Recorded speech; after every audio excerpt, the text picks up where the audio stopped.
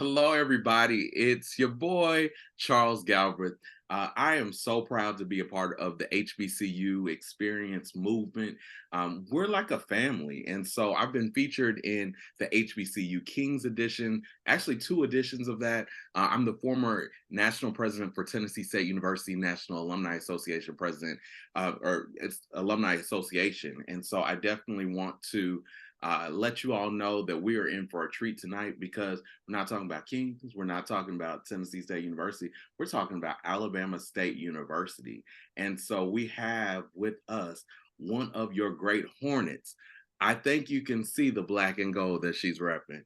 Ladies and gentlemen, I'd like to present to you none other than Tierra Reed. How's it going, Miss Reed? Oh, wow. Thank you for the introduction. I have one correction. It's the Alabama State University. Come on, you know it's not an HBCU unless you put that "the" in front of it. Until you say, oh, and then if you add illustrious, Come okay? on. Illustrious Alabama State University. I love it. I love it. I love it. So I want to welcome you tonight, and I just want to congratulate you on being one of the authors of this Alabama State University edition that is coming out. And you'll be able to go to Amazon and pick it up. And I think that there's probably going to be some really cool stories in it. I've met some of the alums that are in the book, and so it's a pleasure to speak with you tonight. So let's talk about that. How does it feel to be featured in a book with so many prestigious alums of Alabama State University? Oh my goodness, that's such a great question. And our first question, to be honest, 26 authors in total. And to think that my story is something that someone is investing into not only the school, but into hearing my story and hopefully it impacts others. My chapter is very distinctive because it talks about a decision that launched a legacy. So I'm truly passionate about the first generational college students, which I was that. And from being one, I have been able to start a legacy with my daughter. She attends the illustrious Alabama State University. So I Okay. get super excited knowing that my daughter did not accept or did, she did not follow my footsteps because she did not have any other choice, right? She actually was the recipient of over $600,000 in scholarships. She had 23 other schools she could have chosen, but she chose to be somewhere that she celebrated as opposed to being tolerated. So Hmm. I'm super excited about that. And my chapter depicts my story and talks a little bit about the legacy that she's actually creating for our family. I love that. So let's talk about that. Just there's got to be such a difference from the time that you were there and the time that she's there. So what are some of those things that just come to your mind that are like completely different? And then we'll talk about what's the same, but let's start with some of the differences. Well, the funny thing about it is that once my daughter really started to put Alabama State as one of her top three schools, I will tell you this, there were some other HBCUs and some PWIs that were at the tippy top. I thought about, I own my own company. And throughout that process, I've obtained about three educational degrees, but none in business. And I am in business for myself. So I found out that our university actually started a 1 year MBA program. And so I said, you know what, let me go back and see what it is or what does it feel like to be an actual student at Alabama State. This is 21 years after I was there as an undergrad. I had accomplished multiple things, but I went through that program, and some of the things that I noticed, of course, is the work ethic that the students have, the community that they build online. We built such a community in person, but they're very serious about holding the professors accountable, and they're serious about getting their very best grades so that they can move forward. And they're truly ambitious. So it was really good to see and be amongst those Generation Zs Mhm. and the younger millennials. I loved it. Cool. And so when we think about some of the similarities, so let's talk about, I guess, talk about what it means to be a hornet. So when we think about that energy of being a hornet, I'm sure there's some similarities from when you were there to now. I think that's an energy that probably stays the same. So let's talk about that. What does it take to be a hornet? Oh, 100%. If I had to talk about what does it take to be a hornet, the first thing I would think about is a sense of whom much is given, much is required. When you take our university, it sits on the shoulders of the Civil Rights Museum. Not only the Civil Rights Museum, but the Civil Rights Movement. Let me talk about that as well. We have so many artifacts reminding us of the incredible people who not only were at the university while the Civil Rights Movement was going on, but they took huge parts of that. Some of the pioneers and the beacon of hope that the Marian Nine provides. And so our school actually was created by nine former enslaved people who decided to invest $500 of their own money into the future education of African Americans coming behind them. So understanding that everyone is rooting for you. And that's a sense of spirit that it just trickles down within all of us. So when you meet a hornet, you'll know a hornet because immediately when we find out whether you're a hornet or you just went to HBCU, we want to serve, we want to support, and we want to stand beside you. So true, so true. And you mentioned earlier that you have your own business. So let's talk about that. There's someone out there that went to school with you, and they want to know what's Tierra up to today. So let's talk about that. So what's your business? What's going on in your business? What are your visions for your business? Well, with my business, I started my company after, right after beating breast cancer. So in 2016, I found a lump in my breast, and the top of 2017, I was diagnosed with triple negative breast cancer. And knowing that March is literally this week, I'm very adamant about us as women as well as men doing those self checks because to be honest, that's how I found my lump.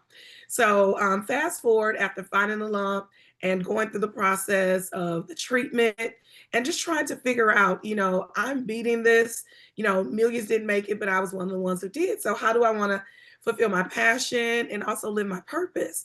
And so, one of the things was creating my company, Inspire, Engage, and Educate, because thinking about what it was that I wanted to spend the rest of my life doing, all of those three things encompassed me and what my vision for my company was. So I've been able to do so many incredible things, stand beside other African American small businesses by providing a platform. I started something in Atlanta, especially during the pandemic, called the Real Black Friday Pop Up Shop, which really illuminated the light on Black businesses and having them as an option when it came down to looking for presents for your family and your friends. So that was one of the great things I'm very proud of. I also started a movement called Teachers Dreams Matter, which understanding that not only are you an educator and to inspire others, you also should take that time to fuel the dreams that you have and not letting them die. So those are some of the things that I'm truly passionate about. Beyond that, my company's full focus is centered around training. So I partner with corporations and also schools to not only train their employees but also their customers. That is wonderful. And let me take the time to just celebrate you. That's Thank a you. major victory. That is a victory to turn. I've seen on Instagram someone says, take every brick that's thrown at you and build a castle. You truly did that. And so I think that that's inspirational. What did you pull from to be able to face that adversity? It's one thing to build a company after an adversity such as breast cancer, but what strength can you share with someone who may be going through the same thing right now that you use to make it through that moment in your life? When I think about, what are some of the things and some of the people that stand out to me? Of course, my family, my friends. I have a really dear friend who actually is one of the co-authors of this book. So this is our second special thing that we've been able to do together. I call her my titanium friend. because there really is no breaking us. We've actually sat beside each other in some of the toughest situations, and breast cancer was one of them. So I think about the love that she showed me throughout that process, even caring for my young daughter. Because at that time, that same daughter who is at Alabama State was 10 years old when I got my diagnosis. So, to be honest, knowing that my daughter deserved to see her mother when she graduated high school, so that was something that I had like, you know, a bucket list. Like I want to see her graduate. I want to see my grandkids, I want to see her live her best dreams. So with that mindset, to be honest, I was even able to really pour into my daughter throughout the process of me battling breast cancer. It was just she and I, so she started cooking. And I took note to her not only cooking, but the passion that she had for it. So she currently is still the reigning champ of Food Network's Chop Junior for kids. So that Wow. was something, Okay. yes, that was something that she was able to actually accomplish and even be able to win some money that she was able to invest in her future. That's awesome. I'm gonna have to watch that. I watched the Food Network, and I can't cook the best, but I Yeah. watch it, so maybe I can watch it and learn something from her. So So this yeah, is it's cool. it's the latest. It's the last episode, the last season that they did. I think it was episode 9, episode no, season 9, episode 2 or 3, and the title is called Playing Catch Up. Okay, that's Her, cool. her name is Uriah Love. Shout out to Uriah Love. That's what's up. Congratulations to her.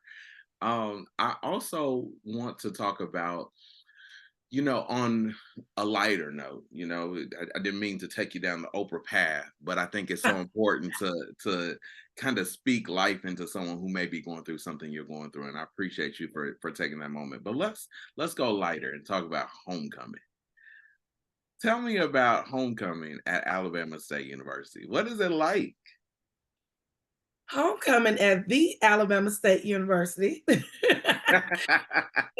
It's something that is so special to me, and let me tell you why. So Alabama State has a long history of a rival with Tuskegee University. We play something called Turkey Day. So it's over 100 years that they've been playing each other, and that was our homecoming, Turkey Day. Okay. And so I remember being a student and understanding that my family was from Montgomery, so I never had to leave, right? And I would feel so bad for all the Midwest students who, when you think about it, it's Thanksgiving and you get a little break, then it's Christmas. So if you're gonna go home, for Thanksgiving, you have to kind of like pick is Thanksgiving or Christmas. So going back to why homecoming is now so special is because in 2020, it was the second time, but the most lasting time. It is our 5th year of having a separate consecutive homecoming, and it's the first weekend in October. So, being one of the people who lobbied for this to happen, and being one of those pioneering people who every year I'm coming back, I don't care if it's 2 people or 26,000, I'm going to be there. And last year was one of our largest. We played FAMU. This year is going to be even bigger and better. And so it's very special. It's very special for me to see all the people who, as I was writing my chapter, their faces, glanced across my mind, thinking about the moments that we've had. Because to be honest, when you first start as a freshman, those first people that you meet, they are etched in your heart. Yeah. Those are the people who you're really trying to figure it out. And, where's my class? How am I going to pay this? What do you mean I got to balance? Who do I need to talk to? These are your woes people that you talk to about everything. And I'm happy to say that I not only see these people during homecoming, but they're still my personal friends that I talk to all the time. So I know I took you around the block, but our homecoming is very special to me because we didn't really have a quote unquote student homecoming until they separated the Turkey Day Classic with an actual, student homecoming. That- So everyone can be a part, no matter where you live, Midwest, Chicago, California, wherever. Everybody can attend. I like that. So you advocated for that. You were one of the people who advocated for that. So let's talk about while you were on campus. as an undergraduate? What are some of the things you were involved in? So I pledged me, find me for the rest of my life. Okay. I see, I see you're alpha man. Yeah. Hey, shout out to LeBron. Yes, I have look, I have a lot of family members, a lot of family by choice, my SU people. Shout out to them. But not only I pledged me find me because I am that type of person that I didn't want to just, choose one group of people to be connected to. I loved actually cultivating communities that had multiple perspectives. So one of the programs that I was truly excited to be a part of was the TRIO program. And that is a program that actually supports those students who are first generation college students as well as low income. I was every one of them, okay? And throughout that program, we were able not only to get resources, but also to be able to give back. What I did not have in resources, I had an intellect. So I was able to tutor and to, just to learn to show up for people. And other than that, I was one of the people that if I didn't believe that it should be that way, I was going to figure out a way how we were going to get some attention to it so it could be changed. I talked to, that was one of the great things about going back. I got a chance to talk to all of the current students about now they have co ed dorms. Well, I was one of the students that literally we call, I hate to say it, well, I can say it now, Okay. but we called the news because we wanted to talk about this when I was a freshman. Yes, and Okay. you know how we are at HBCU, no bad press. But we called as freshmen, we were so upset because we had friends who were going to, all these different schools that were PWIs and all that, but we just could not have, co-ed or, male companies in our room and all that. So we hatched a plan to get the news to come over, and that didn't stop. We listen, anytime we could figure out a way to protest, we did. And what I loved about Alabama State is they didn't encourage it, but they didn't discourage it either because they Mhm. understand that that's a part of our DNA. Yeah. You can't stop students from using their voice, and you have to really understand that the voice is in the youth. Well, even when we think about the civil rights movement, Martin Luther King, he was young. It was so many people who were young that were doing incredible things. So I love that about our university. Even now to date, they always tell you if we don't have a major that you're interested in, hey, bring it up. Let's figure out how we can get it done. If there's a club, if there's an organization that you envision, let's get it done. Let's get it created. So I love that about my HBCU for sure. Yeah, that's great. I think that it's so important for young people to that point. I think a lot of people miss how young our leaders have been throughout history, and a lot of times it started on college campuses. The movement started, so I think it is great to hear the voice, and I think that it's important to be a part of that part of history to where you can say, I'm one of the people who stood up for the rights that we see today on our college campuses. So kudos to you for that. We have something in common. I actually I work with the TRIO program too, so I understand the value of that and the love of that. I worked in the summer as a counselor for Upward Bound, and then throughout the year, I work with Talent Search, doing the tutoring. So completely hats off to you for that, and I love that bond. Uh, let's go with hmm. Let me ask you a question about if I wanted to know what it was like to go to the Alabama State University without you telling me that it was the Alabama State University. What are some of the indicators that would let me know that I was on campus in the surrounding area within that the Alabama State University energy? We the first thing we got to give it to everybody knows we are so distinctive because we have the most beautiful honeybees. Hmm. That's a giveaway. That of course is a new addition when you're thinking about history, considering that it's a little bit less than 15, 20 years. But, our band, the Sting Ed, I remember my mom, she's originally from Montgomery, and that's all she would talk about, even when we lived in Detroit, was the band. Alabama State's band, our Equinox. We are one of the we have a bell that is rung during Founders Day just to talk about the Marion Nine. But anytime you see the Equinox, when you see the bell tower on top of the Joanne Robertsons. That's literally the focal point. You know how when you watch A Different World and you see the images of Spelman, Yeah. when you see the images of Alabama State, you always see the bell tower, which is on top of the Joanne Robinson, which previously was called Bill Grace. But yeah, so those are some distinctive things. But of course, we are definitely world renowned. America's Got Talent everywhere for our honeybees for sure. Yeah, one of my friends was in the Honeybees when they went to America's Got Talent.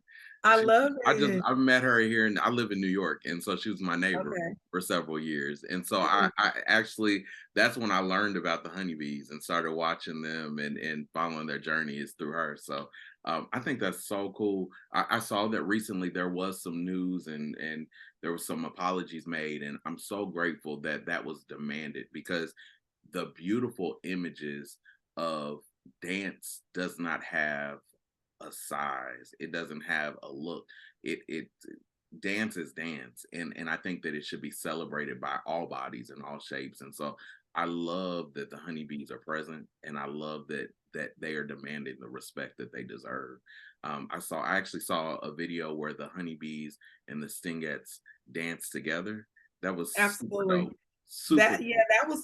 That was one of my that was when and she's moved on.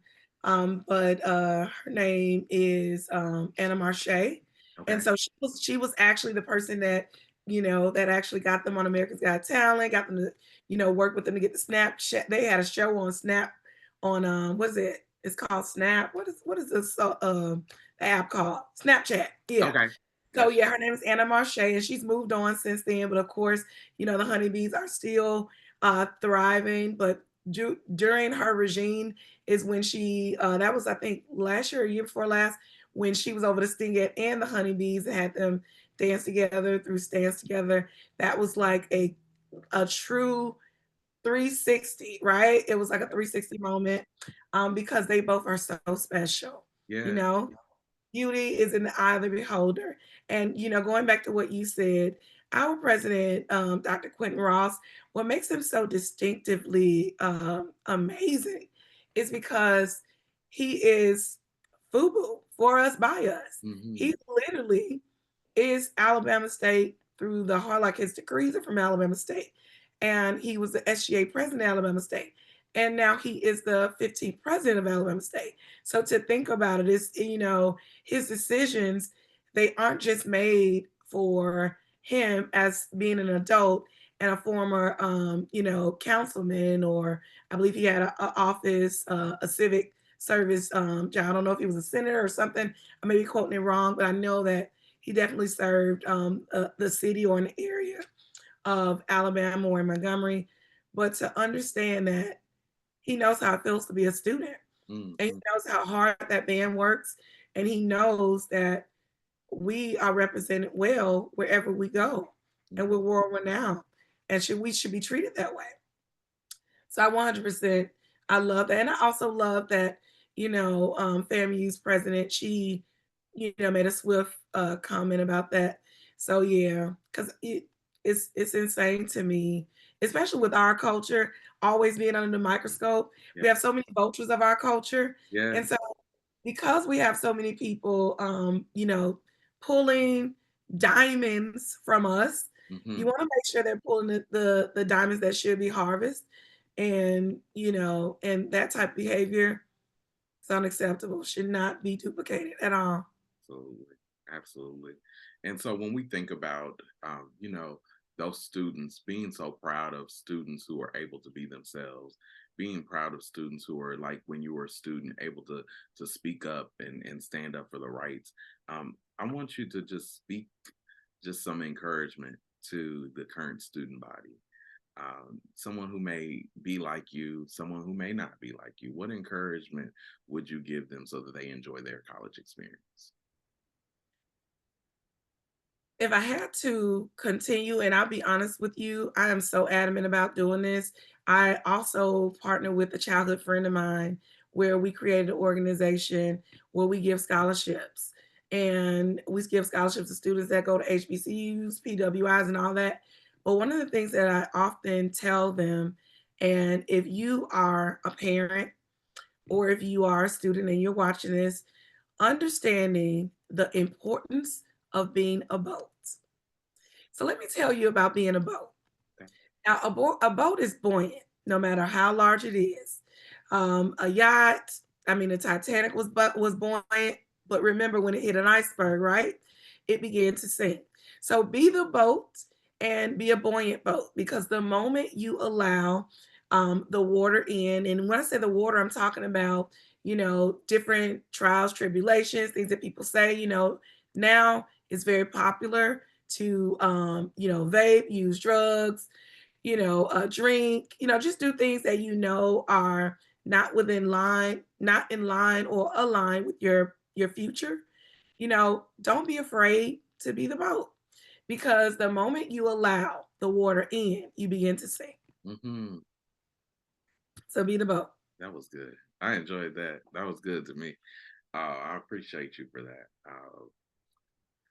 I appreciate you, and I appreciate this interview. We're at the end. We made it. We Absolutely. made it through. This was awesome. You did a great job. I think that you are going to be one of those chapters that the readers enjoy. So again, congratulations on being a part of this project. Uh, are there anything closing remarks that you want to make? Anything that you thought I'd ask that you wanted to talk about, or anyone you want to shout out before we close out? Well, I want to just thank you for your time. We have 1,440 minutes a day. So understanding that we just spent 30 minutes together that neither one of us can ever get back, but understand that it was full of value. I appreciate you. I thank you. I do want to remind everybody that time is the most valuable currency. So, make sure you invest your time in ideas, things, people, and places that will give you a return on your investment. I want to shout out my baby girl that is at our illustrious, the Alabama State University, and all of the people who are finding themselves. It's okay. Continue to do that. And if there's anyone in whatever stage of life you are in or at, understanding that God's pace is perfect, and you're not great by mistake. Well said. Well said. Well, thank you so much, Tierra Reed, for joining me tonight. We want to thank Dr. Ashley Little for this platform and giving us an opportunity to share so many wonderful stories from the HBCU story. And so we thank you for tuning in and blessings to you. Make sure you go out and pick up that HBCU experience, Alabama State University, the Alabama State University edition. Have a great evening. Thank you so much.